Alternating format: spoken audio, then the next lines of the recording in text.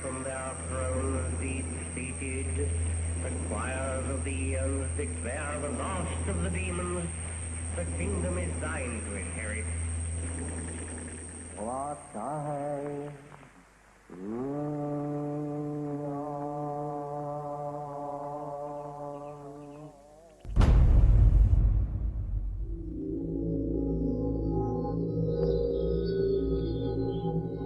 The Golden Dawn's most notorious member was a self-confessed Satanist, Aleister Crowley, who styled himself as the Beast.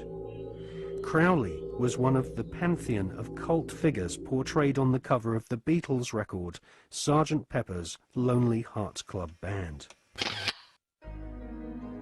Crowley had already been trying to contact the devil in 1898 when he first made contact with the Order of the Golden Dawn. By 1900, Crowley was mingling with the elite of British society, sharing his knowledge of devil worship with leading Masonic politicians, aristocrats, and royalty.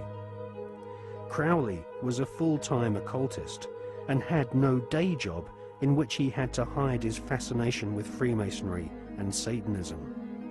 In his book, Confessions, Crowley claims he was initiated into Freemasonry at the Anglo-Saxon Lodge in Paris. He also recounts how he became master of one of London's oldest and most respected lodges, the Studholme Lodge, which is now rumoured to have Tony Blair as one of its members. Crowley shared Albert Pike's enthusiasm for the devil. In his book entitled Magic, Crowley writes, "The devil is this serpent, Satan. He is life and love. He is light, and his zodiacal image is Capricornus, the leaping goat, the Godhead."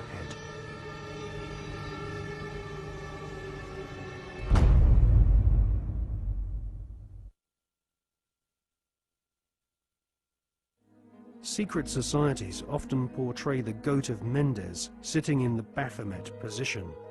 A statue of George Washington himself, a high-ranking Freemason, shows one of America's founding fathers sitting in the same occult posture as Crowley's goat-headed devil.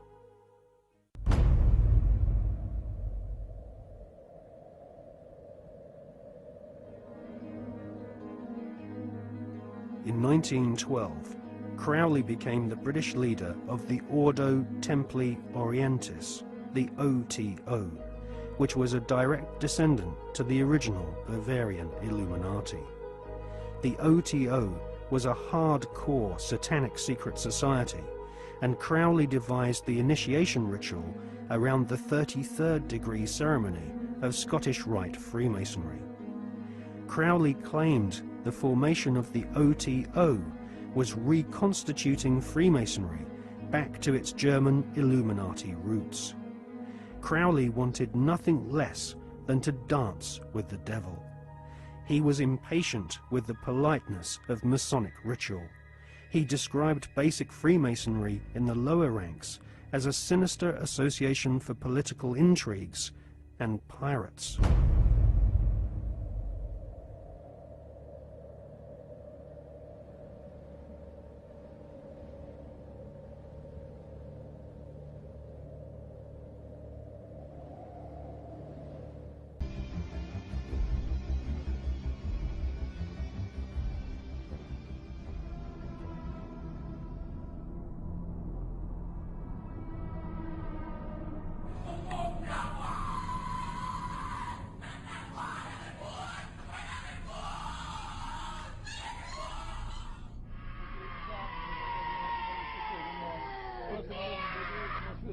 Anticristo, Anticristo, Anticristo. Ecco, ecco.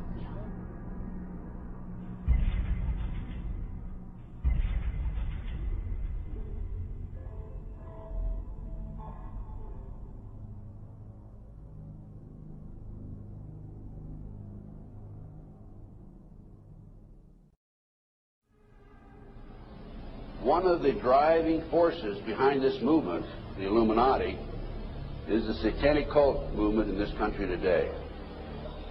So I began my little journey forward. And one of the matters that I developed information about was an individual I learned about was Aleister Crowley. He likes to have his name pronounced Crowley to rhyme with holy. And the Satanists today, and for the number of years in the past, have basically used his philosophy and his writings as a guide. He had so many Masonic degrees that you could fill up 5 pages of a book with them. This guy was probably the most highly honored Mason in the world. He styled himself the wickedest man in the world. He believed himself to be the great beast, and he changed his name to Aleister Crowley, so it would add up in both English, Hebrew, and Greek Kabbalah as 666.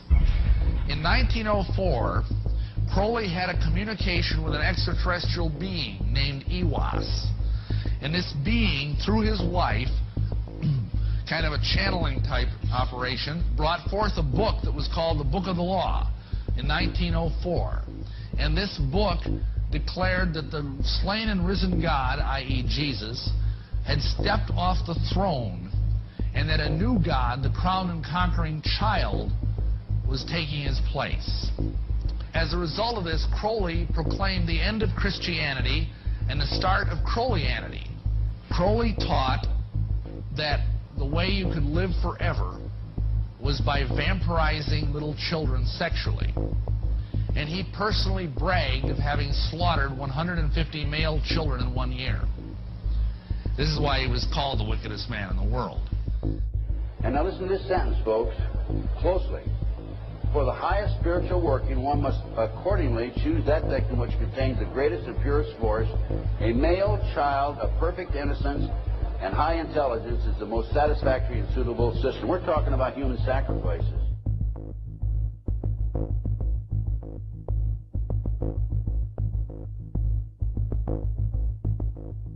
And they'd also drug them up, and they'd take a sacrificial knife and they'd start from the chest and move all the way down to your abdomen.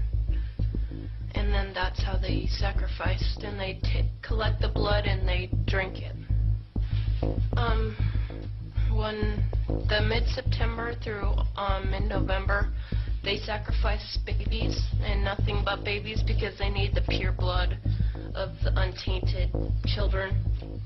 And I didn't understand what it was like. I can't believe I'm seeing this every year of my life.